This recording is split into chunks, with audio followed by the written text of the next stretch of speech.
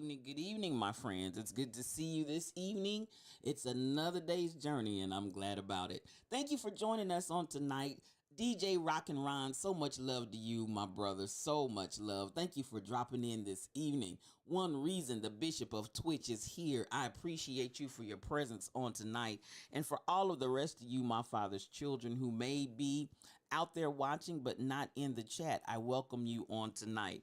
We're going to jump right into the Bible study on this evening, and I'm looking and we're going to start. I'm going to just kind of fill us in and kind of bring us up to date on some material. Come on, Bible. My Bible doesn't want to load for me here. But I want us to look at a couple of things that happened, and then we're going to jump into Genesis 41. But I am so appreciative to what do I want to say? The integrity that Joseph walks in. And it's interesting because, as you recall, whether it was Abraham, Isaac, or Jacob, we saw so much deceit, yet and still, God's using them. That's not an issue with the blessing that God has given to them. And I say it's not an issue because a lot of times we feel and almost teach as if you have to have a streak of absolute perfection to be able to be used by God. We see flaws in these characters. Back to dynasty in the Bible, one reason. That's where we are. We're back to dynasty in the Bible. So we look and we see Joseph really sets himself apart from the rest of the those that he's come from, because he's just so different in that he is truly a man of integrity, and God is prospering him, God is blessing him, and God is just allowing him to move in favor, in prosperity. And he does it again, not that he's perfect, but even as we talked about how, when you look at Joseph and look at the integrity that he maintains and just will not be moved from it. He just will not be moved from it. It's a beautiful thing. And it is dynasty. it is a little bit of Peyton Place. It's a little bit of everything going on in these stories. One life to live, all my children, as the world turns. Everything is in here. But I am so grateful that we do have the personage of Joseph that really does show us something different. And I love that because you always get people who, want to err on the side of, everybody's going to live raggedy. Everybody's not going to live raggedy. We may not be perfect, but you understand that perfection, if we look at that, we saw growth in Joseph in that when he told his dream to his brethren and manifested his immaturity, even as I said, it may have even been a matter of some excitement on his part, that my brethren and my father are going to bow down to me. And he was 17 years old at the time, youthful and somewhat ignorant, not using the best wisdom. But we still see that I won't take the position that his heart was in another place. I'm going to take the position that I really believe that at 17, his immaturity did not know how to shut up talking and to know where to stop. And, when he started telling the dreams and whatnot to his brethren who were not ready to hear it. And even as we saw, his father wasn't ready to hear it either. However, unlike his brother, his father, the Bible says, he thought on these things, and he really did not attack Joseph for his dreams, but he wasn't feeling the best about it. But nonetheless, I look and I say, you don't look at Joseph's life and see just absolute raggedy. And the reason why I, again, emphasize that, because so many people make it sound like, oh, everybody's going to be raggedy. You got to be raggedy. You got to live a raggedy life. You got to do this and that and the other. And then, no, you can start from your youth.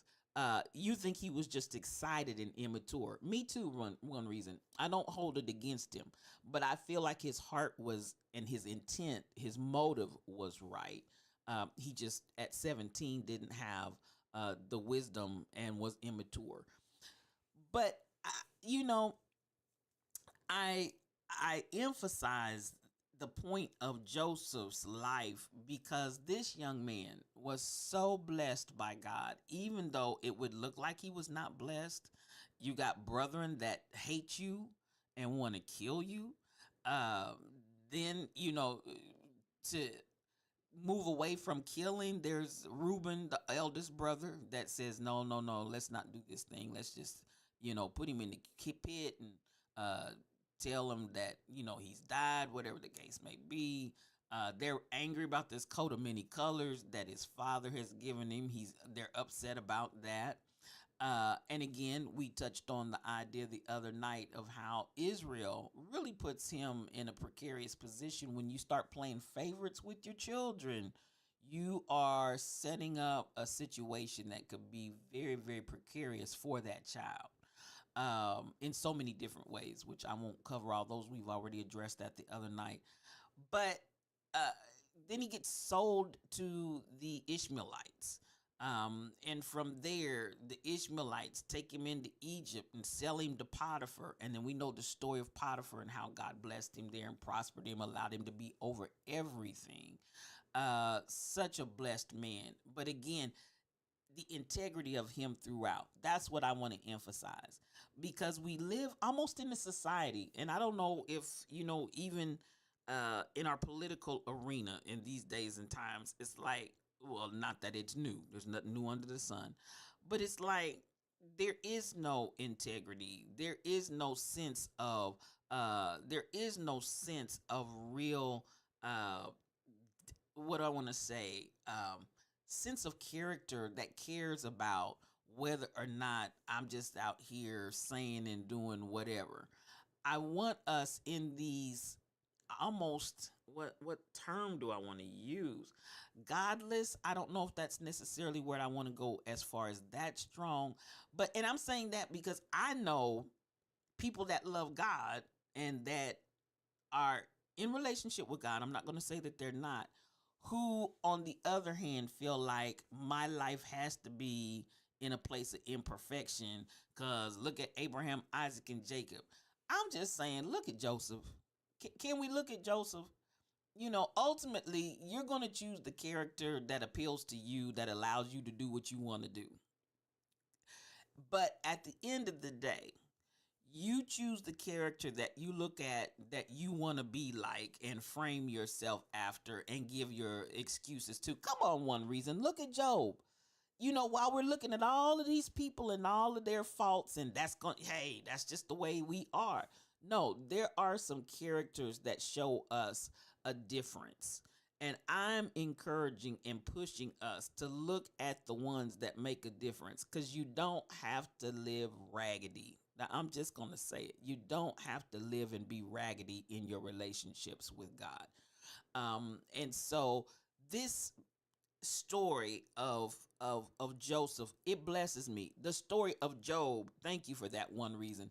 It blesses me because we see people that supersede this mindset that all of us are going to be low life and low living. We don't have to live like that. All right. Now, I just want to interject that because that's important to me. I feel like it is something that we need to really propagate and push. We need to replicate. We need to strive. Come on, let's look for a higher goal. Let's look for a higher standard. Can I say it like that? Let's look for something that elevates versus, uh, you know, anybody can, be frivolous in your living in your relationship with God. Set your standard higher. Can I say that? Set your standard higher. Joseph is just such an ideal character. I'm going to jump through some things. We talk about how he fled from the adultery with Ruth is good. Come on here, Dalen. Thank you. Bring the sisters in. There are so many people that we can look at and pattern ourselves after, but we choose that lower level. We choose that lower level sometimes if that's where your mind is. But I want to encourage us, let's make something different. That's the only way we're going to make the difference in the world that needs to be seen. And I'm saying that not just a matter of, uh, oh, let's be visible. And no, I'm saying for the sake of getting us out of the distress and the trauma and the devastation that is currently in the land, it's going to be changed and turned over by people that ascribe for something higher. Let me just put it like that. It's going to be changed by people that ascribe to something higher. Now, Joseph fled adultery. That in 1690 BC, circa 1689, in that time window. Joseph was jailed. We talked about how God brought him to a place where he was able to rise, even in the jail, where he was captain of the jail and over the prisoners in the jail. Now, and that's all in Genesis 40. We did that yesterday.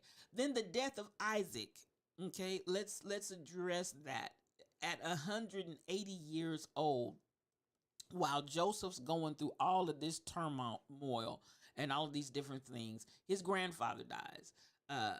So that circa 1687 BC, we find that in Genesis 35:28 to 29. That's one thing I do like about, again, the chronology of coming into the Bible and reading it, because it begins to tie together some other things. While Joseph is incarcerated and in prison, his grandfather passes away. Huge. Now, mind you, you got all of the rest of the family able to be with the family in the loss of him. But here, because the brethren have done this dastardly deed, Joseph is not able to be a part of that. So when you think about all the different things that by being sold off into the hand of the Ishmaelites, and then the Ishmaelites selling him to Potiphar, the different things that are going on at home, he's being left out of with the rest of the family affairs. You have to know that that's going to have an impact on him even when he reunites with his brothers. And that's what we're going to talk about tonight. I'm trying to fast forward us to that place. And he's constantly being exalted. God is going to, and what did I say last night? And I'm glad Kai Chick is here once more and again, because sometimes you go through those rough spots, but if you'll just hold fast to your integrity and hold fast to your faith, as hold fast to your boss energy, you know what I'm saying? If you will do that, God will position you so that the people that have the power to elevate you can see you. Okay, so don't always be upset because of where you've been positioned, because there is an alignment to a divine assignment that sometimes is nothing more than positioning you so the right people can see you. Now, I'm going to just talk about how he interprets the dreams uh, for those that he's in jail with. And at the end of the day, that's exactly, and I'm going to go back and speak again to my dreamers that are in the chat, to my dreamers that are here. That's exactly what got him elevated, was that he manifested in the gift that God had given him in prison. Now, take notice of that, because sometimes, again, and I want to use prison symbolically as an allegory. You may be in a place where you feel like you are in prison. You can't maneuver. You can't operate. You're in bondage, but your gift will make room for you. I still want you to operate in your gift, because even while he was in prison, he operated as a dreamer. And this is where I want us to really, really find ways to not allow your present situation to shut down your gift. Don't allow the present scenario of what's on in your life to cause you to shy away from what God has put inside of you. You understand what I'm saying? Always, but always. That's why I'm pushing and promoting the ultimate in what I want you to get out of these Bible studies: intimacy with God, not through somebody else, but direct line. The middle wall of partition has been taken away. The veil in the temple has been rent in twain. I want you to have a direct line with God of an intimate level where you can have that no matter what's going on in your circumstances, that your position with God and your intimacy with God is not being disconnected because of your circumstances. You understand? So we see him operating in his gift while he's imprisoned. And that's exactly what brings him before Pharaoh. And that's where I want to get to. Now, Pharaoh then starts having dreams. And at the end of the day, he sets out who can interpret this dream that I'm having on my bed. And so, as these individuals, Joseph prophesied, listen, you're going to be released. God, one of you, God, it's going to be such that you're going to walk out of here. And when they get to the situation where he needs to interpret the dream, and that's going to be found in the 41st chapter of Genesis. My scripture is not allowing me to put it up tonight, so I'm not going to be able to flash it on the screen for you. I apologize for that. But you'll find that in Genesis, let's see where we want to go with that. 41 verses 1 through 37, and we have the whole thing with the chief butler and the chief baker. Galatians 5:23, meekness, gentleness, self-control, against such there is no law. Come on, Cassandra. Because I can I say it like this? And thank you for putting in that in. I love the fruit of the Spirit. The fruit of the Spirit is love, and then begins to name off all these the other gifts and fruits. Anybody can be mediocre. Anybody.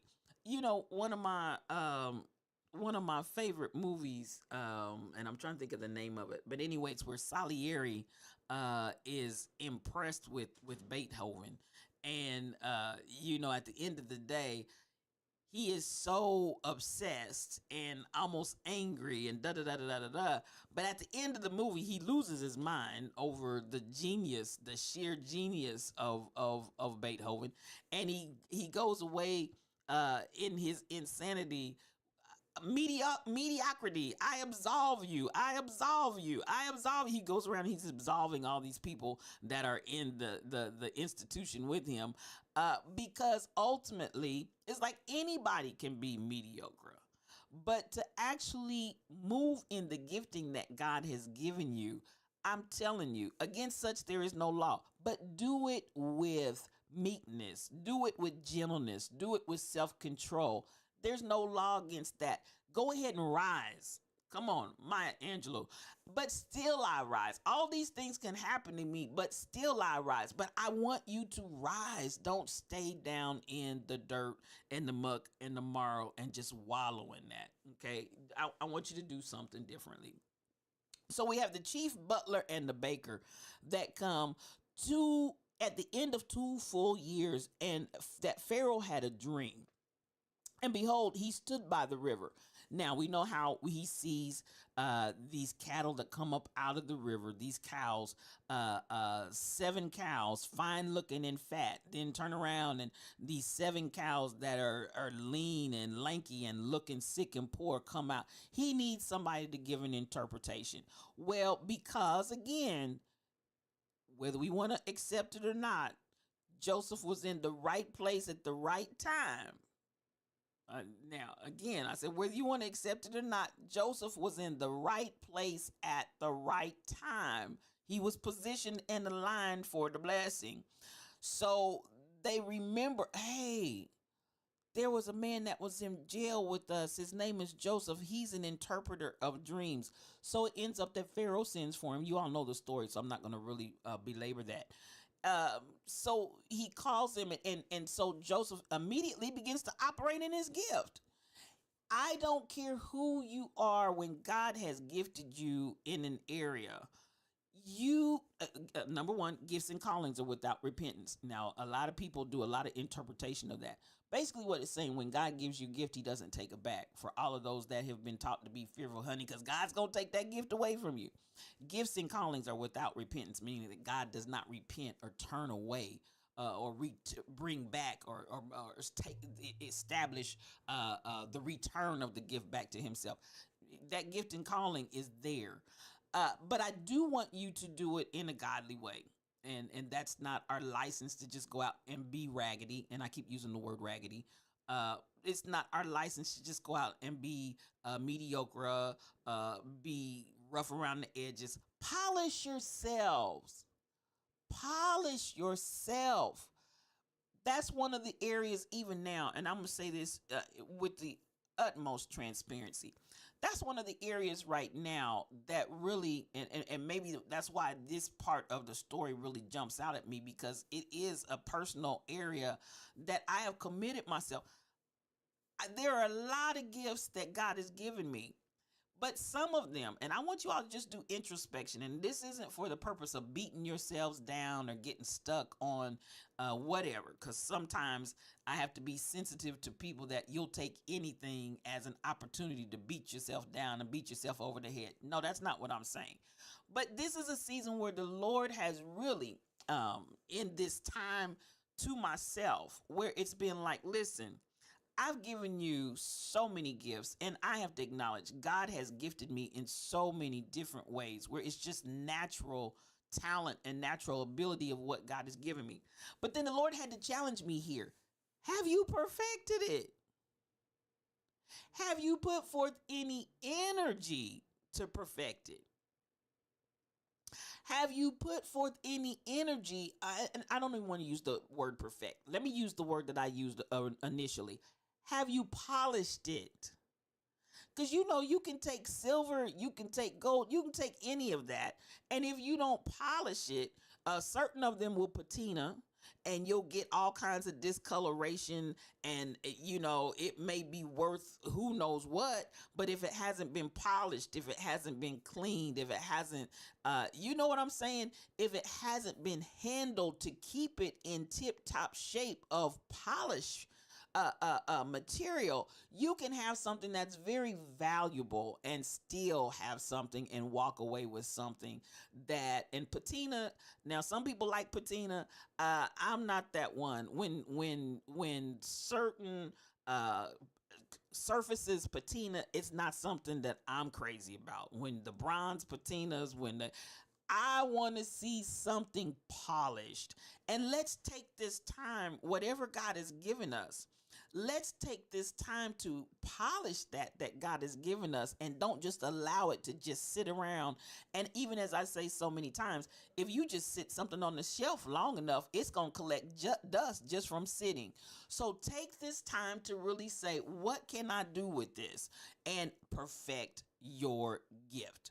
We see Joseph every single time he's called upon. He's able to flow in his gift. And I think, he is operating in his gift. He's not just setting it somewhere and letting it lie dormant. But I believe that he took that time within himself to continue, even while he's in prison, in jail. He's interpreting other people's dreams. He's manifesting the gift that God has given him with other people. This is what I believe God wants us to do. Don't just sit on your gift. Don't just sit on your hands.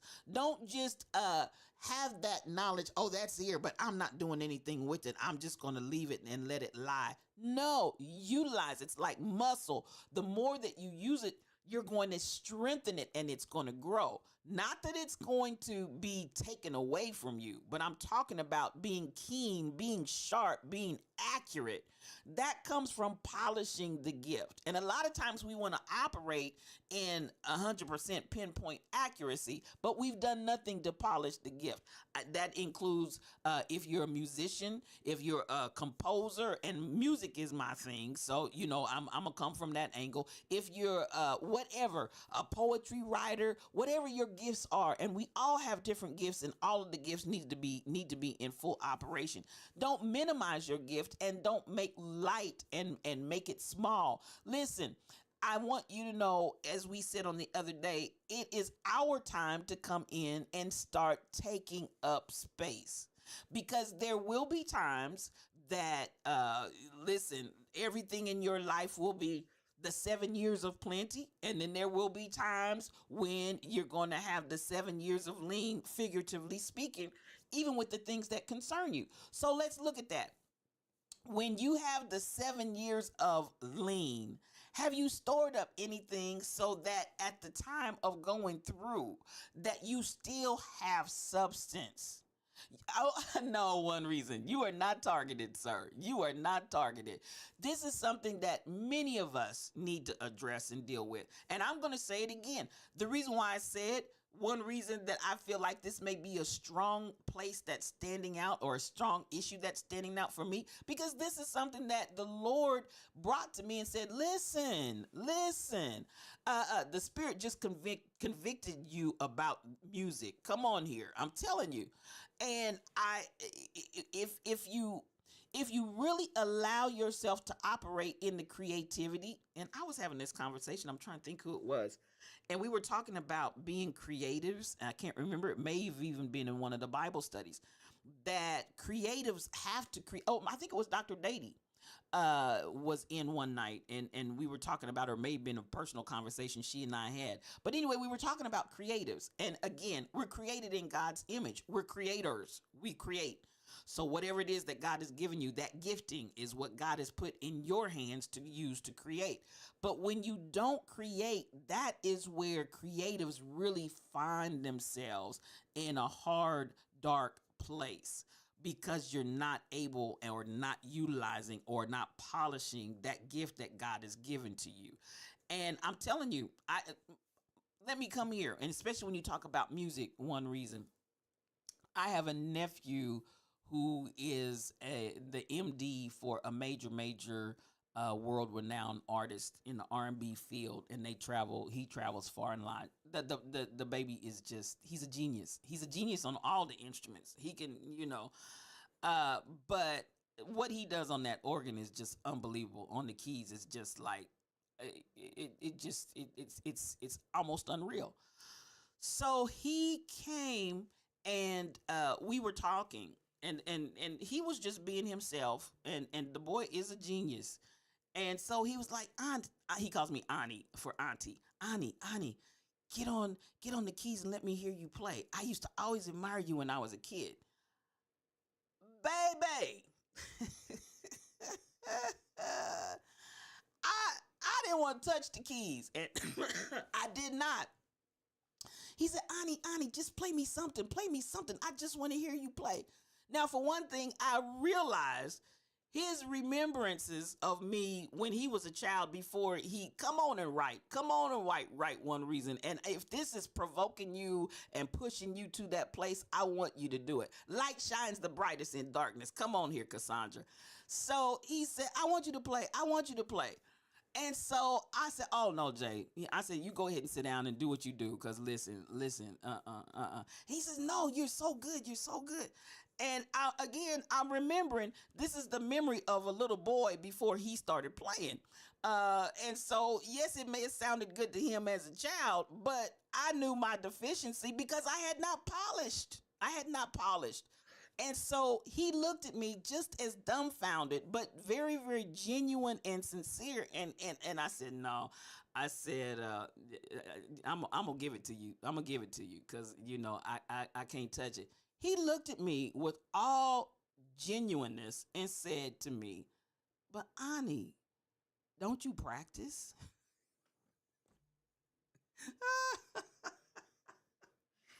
Oh, oh. Now, mind you, I'm also a songwriter. So I had written some songs that people are like, oh, where did you get these chords? Where did you? And I'm telling you, I can hear a song. I see a song. I listen, God gives it. It's definitely God given. However, what I did notice when I was talking about muscle, and I'm still on Joseph utilizing his gift of dreams and how that gift made room for him. That's really where I am here. So at the end of the day, I had to stop and I had to acquiesce and say to myself, you dropped this ball. It's a gift that God gave you. The songs that God has given you, those are gifts. But what have you done to polish that gift? What have you done? And so at the end of the day, that's what I'm talking about. And to me, that's maybe an easy example of what I'm trying to say. And believe you me, a lot of times in my darkest hour of life, God would either give me poems, I write poetry, or God would give me songs. It would always be some kind of creative something that would come. I remember one song I wrote called Behold What Manner of Love, and several of the musicians here in the city have taken it and run with it. But at the end of the day, one of them said, who I admire very, very greatly. You too, come on here, one reason. And he said, what were you smoking when you wrote that? And listen, it's just it's something that God has given that's outside the box. And I know God gave it to me for a reason. God gave this gift and talent of being able to interpret dreams to Joseph for a reason. And the reason is to get you to the place where God wants to put you, but not just you. It also had to do with the people that were in his environment. His ability to be able to say, listen, those fat cows that came up out the water, listen, that is 7 years of plenty. Those 7 cows that you saw. And he interpreted accurately. He used his gift and it was on point. That's 7 years of plenty. Then those lean ones that come out, there's going to be 7 years of famine. So what are we going to do as he gave that to Pharaoh and interpreted Pharaoh's? It wasn't even his dream, y'all. And this is what I'm telling you. Some of you have gifts that extend so far beyond you, but some of you have minimized yourselves and your gift to the level that you don't understand the impact and the greatness that God wants to utilize your gift, not only for just yourself, but we're talking about all of Egypt. All of Egypt and the surrounding areas were blessed by the gift. I hope I'm talking to somebody. And one reason I see you out there, because what that gifting has in store for you and others, God put it in you for a reason. Hello, he put it in you for a reason. Polish it. Polish it. So what ends up happening, because now Pharaoh's got the inside track on what's about to happen from Joseph's gift. So we're going to take the 7 years of plenty. We're going to store up. We're going to have more than enough in our storehouses so that when the 7 years of famine come, we're not out here in a dilemma. Now, this is again how Joseph comes to another place of elevation because he's operating in his gift. I'm going to keep pushing that because my thing is not to just tell a story. I want to provoke something in you so greatly that you are pricked and prodded and provoked to come into your best place. So again, in his gift, he's elevated. And I'm telling you, you may have a season where you are in an uncomfortable place. But understand that if you are in the alignment and the assignment that God has given you, God is positioning you so you can be seen by the persons or person that has the power to get you to your blessed place. And it will not only be a blessing for you, it will be a blessing to all those around you. This final elevation to Pharaoh, second in the kingdom only to the Pharaoh. Joseph can go no higher than to be Pharaoh in the kingdom. Now, mind you, he came in as a slave, he came in as a servant. And again, as someone said on yesterday, I'm an abolitionist too. I don't push and promote slavery. I do not. I do not promote chattel slavery. I do not promote second class citizenship. I don't promote any of that. I do understand that there are times when things happen where God allows, and I said that about Mr. Clean's song on yesterday, accept what God allows. There are places that God allows things to happen that are meant to catapult you to another level. So we see him now being catapulted to second in command. That brings us then to where his brethren. Now, all of this is put in motion, and there's a rhyme and a reason to all of it. And some of you may be questioning some of the things that are going on in your life right now. I want to say this, and I want to reiterate Kai Chick and the situation that she went through. 8 times. 8 times. Overlooked and passed over. Disruption is necessary and will be a catalyst for movement to flow. Listen, flow is my word. Y'all know.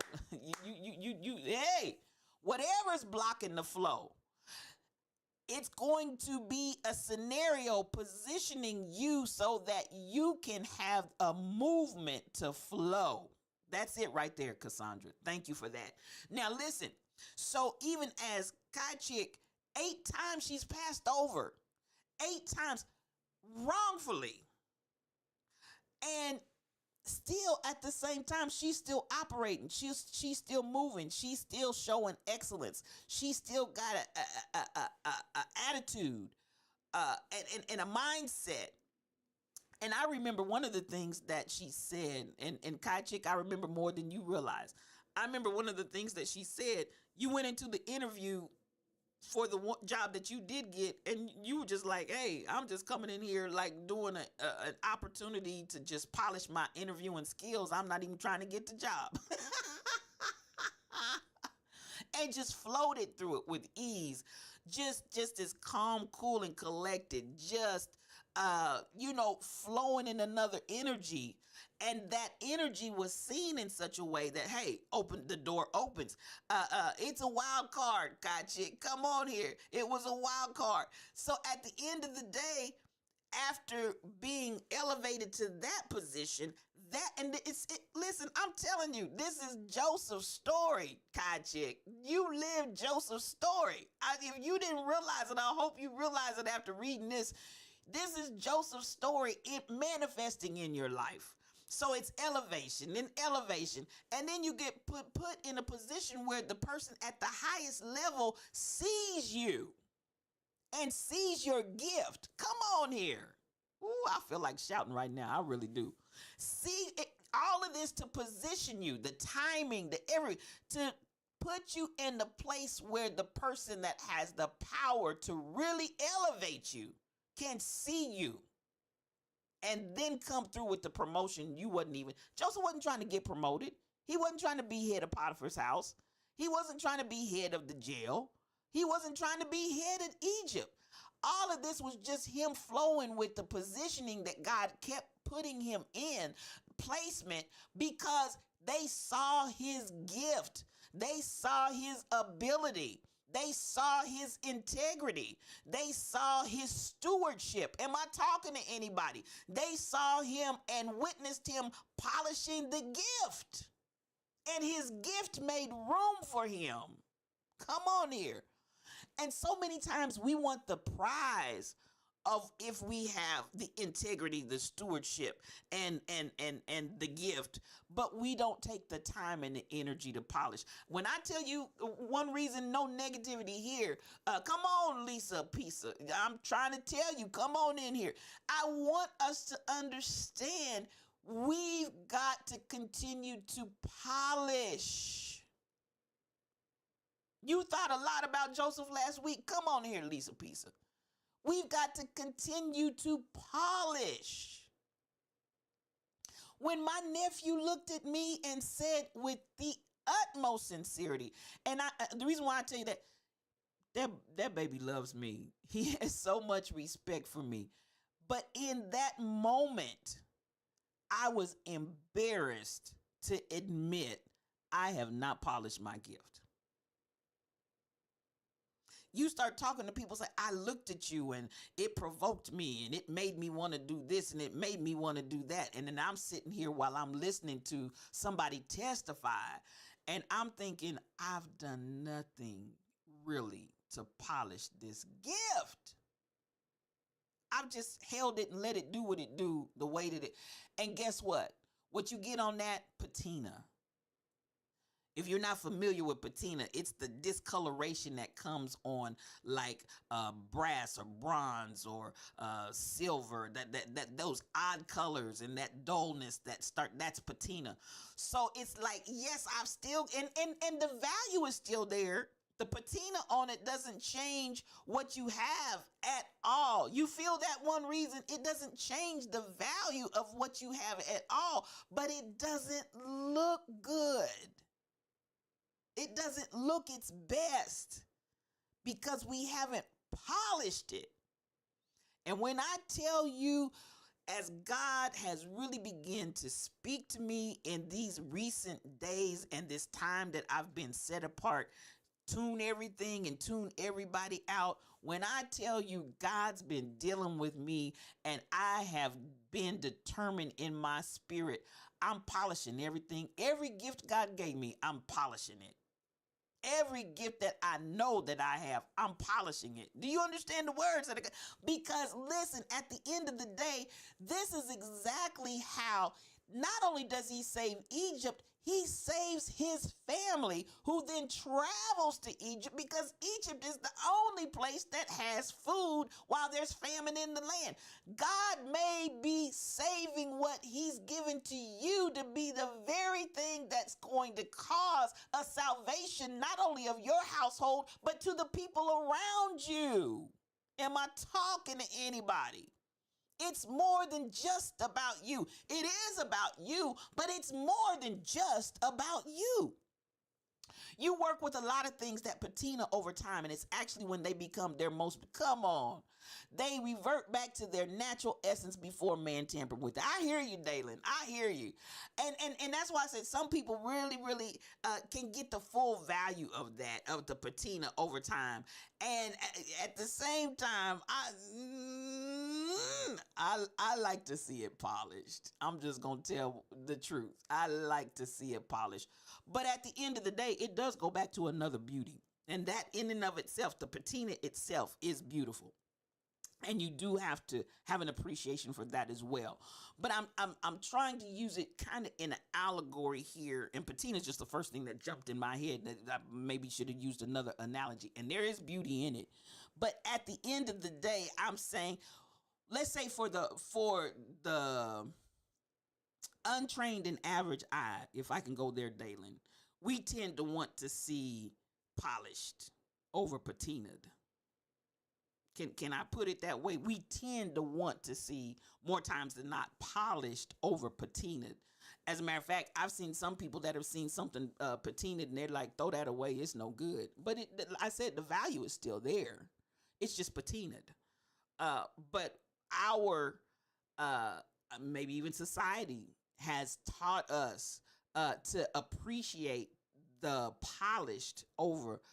You don't take offense to it. It's a matter of preference. I have the conversation on a daily basis. Come on, Dalen. And thank you for that. Thank you, because I love having another side and another vantage point and another vision and another concept to it. It is a matter of it going back to its natural beauty. And it's just a natural process. You ain't got to do anything to it. It'll do it on its own if you're not continuing to polish it. And once more and again, we've just been trained, and I'm gonna say trained in our societal, what I want to say, emphasis to look towards things that are polished. Things that are lustrous require lots of work, dedication, and time. Not everybody is willing to go that distance. That part. Now, ooh, thank you. Now you said something right there. Things that are lustrous require lots of work, dedication, and time. And not everybody is willing to go the distance. Wow. And I'm gonna say that once more and again. I want to see. I want a Selah moment. Stop and think about that for a minute. Stop and think, because it does take. You do have to give time and energy to keep something polished.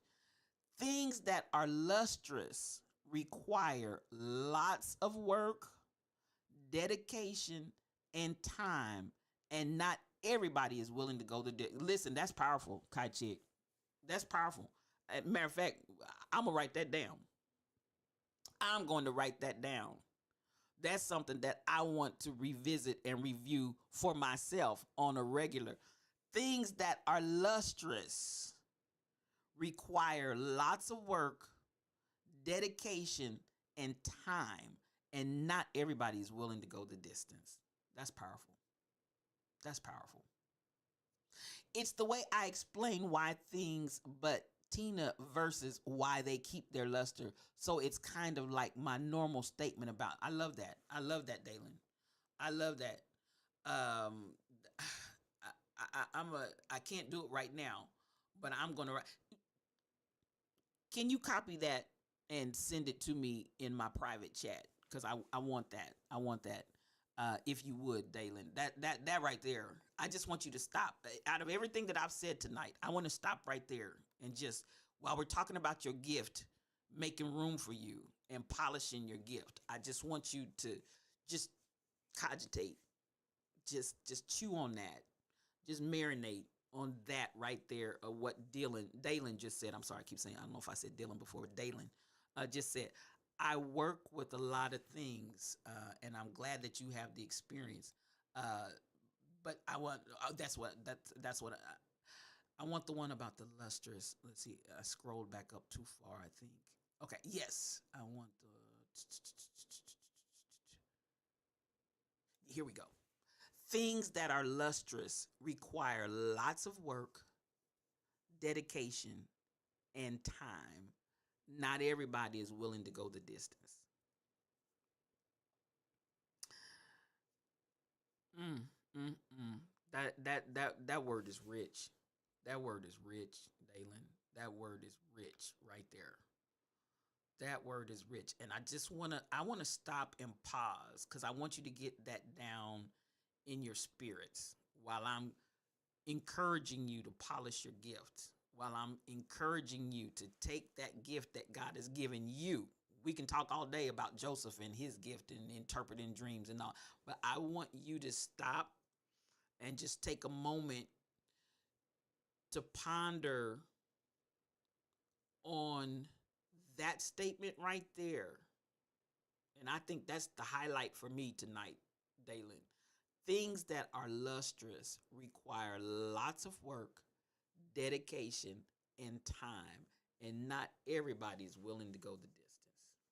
Wow. Wow. Wow. Maybe that didn't hit y'all like it hit me, but baby, that hit me. That hit me. That hit me. Woo, and that's a good thing. That's not a negative at all. That's not a negative at all. And Dalen, thank you for that, because if you didn't say that for anybody else but me, the Lord wanted me to get that word all down in my shondo tonight. Woo! Come on, we're talking about polishing your gift that God has given you. What are you doing with it? Don't find yourself in a position like I was with my nephew where I'm embarrassed, because in all honesty, I know I've done nothing to perfect that gift, to take it to the next level.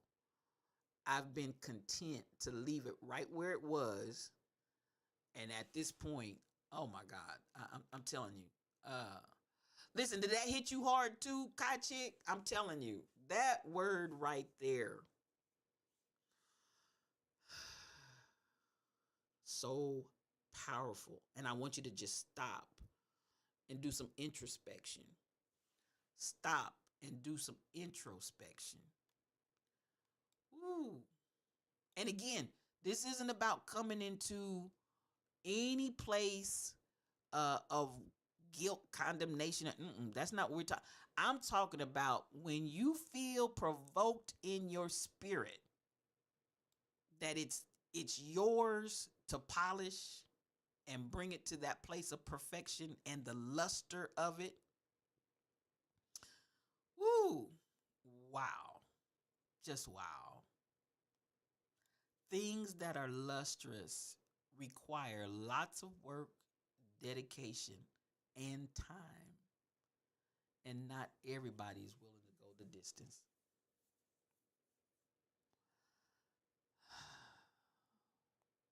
And I think I'm gonna stop with that tonight. I don't even know where I am time wise. Let's see. Oh yeah, I'm way over. But wow, that right there, that right, Dalen, thank you, thank you, thank you, thank you. And I'm glad that that's something that you work with on a regular basis, and you're able to speak to it from a place of real knowing and experience. While we're talking about uh, polishing the gift, man, I would love to entertain even further conversation about that, because when I say that you have truly, truly, truly blessed me with a gem tonight, and I reposted it again so you don't have to scroll up and try to find it. Come on, Lisa Pisa, that's worth an applause right there. That comment is worth all the applause that we can muster tonight. Things that are lustrous, and then just think, what do you want, and how do you want it? What do you want, and how do you want it? God has given you a gift. What are you doing with it? What are you willing to do with it? How are you willing to polish it? Things that are lustrous require lots of work, dedication, and time. And I'm willing to go the distance. Thank you so much, Lisa Pisa. I'm so glad to have you here. Thank you as a first timer, and thank you for just coming in and being a part. I appreciate you. Uh, Blessings upon blessings, and so much love coming to you. And you are welcome here in the Lion's Den. Thank you once more and again. I'm going to stop with that tonight because I feel like that is the stopping point. We'll come back and talk. Well, actually, you all know the story because we can keep it going.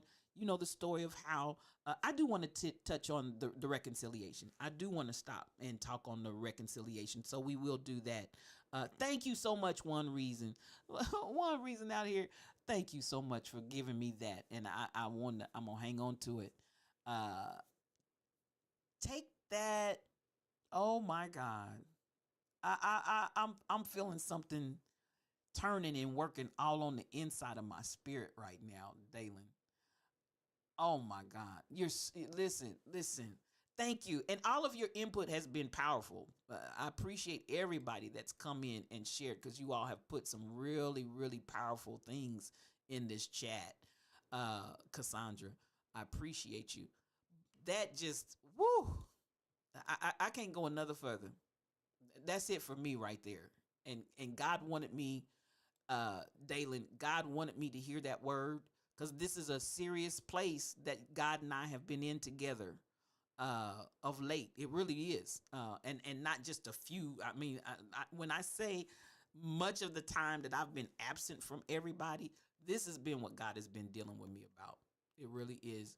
So, I've taken a considerable amount of time to begin this journey of being willing to go the distance. And that last part, I think, is what really I want to thank you for, because something down in my Shando is so determined that I'm willing to go the difference. I can't stop. I can't stop. Am I willing to put in the time, the dedication? Come on here. I love it. I love it. I love it. God used you to share that word with me, and I just want to feast on it a little bit more. DJ Rock and Ron was here. He was on his way somewhere. Might have been Bible study. I didn't see, but he was here sharing the love, blessings upon blessings. One Reason, the Bishop of Twitch, is in the house, and he even put the word down there in my chat. I appreciate you for that. Kai Chick, come on. I keep using you throughout the story of Joseph, because Your personal experience is literally a modern day example of how God will take a Joseph and elevate. I love you, sis. I love you more than words. Coming on down, and Dalen came in, and you just rocked my whole world. You rocked my world. Is that what you rocked my world? You rocked my world tonight, and I want to thank you for just that simple but very, very profound statement. I love you. Crystal Method, I know you're lurking. Nothing but mad love to you. Thank you for being in the midst with us tonight. I appreciate you as always. Cassandra, Isaiah, just come on and drop all of the different nuggets that you can in the chat, because you're always a blessing to me, sis. I appreciate you. Coming on down, and I'm looking. And Lisa Pisa, it's so good to have you as a first timer in the chat. Don't make it your last. We love you here. We appreciate you coming through.